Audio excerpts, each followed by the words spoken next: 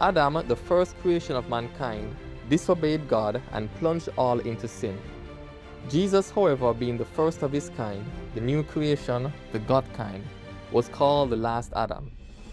He was called the Christ because he was first in history to have the Spirit of God rest and remain in his body, enabling him to fully demonstrate God's character and live completely sinless while on the earth.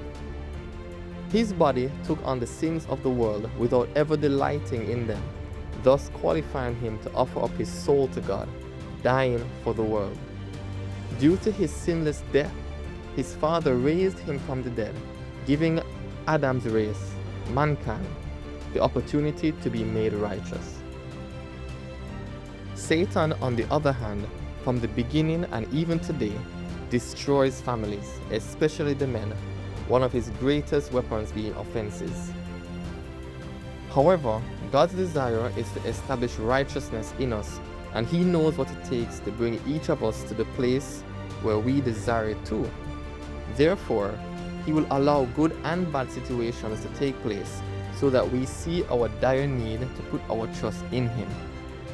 The painful experiences we face are certainly not meant to create offenses in our hearts or become idols. If you have done so, it's time to let them go. Receive God's forgiveness and offer same to your offenders. Another tool God uses to help us meet his righteous standard is his word. It cleanses the heart and creates a desire for same. Many believe that they can make it into heaven by just being a morally good person, but that's not true.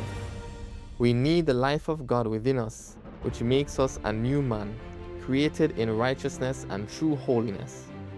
We must be baptized into Christ, making us like Jesus, Christ on the earth, able to choose God in all situations.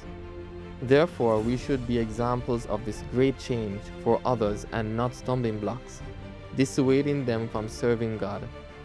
We should never take on an unrighteous mindset because we fear being cheated, taken advantage of, or humiliated.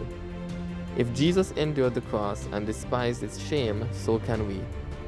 Here are some guardrails as saints to help us walk righteously. Always examining our hearts. Any evil thought, emotion, word, or act from us is an indication of iniquity in our hearts.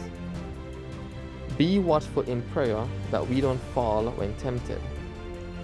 Embrace God's correction regardless of the mouth he uses, and submit to God's authority.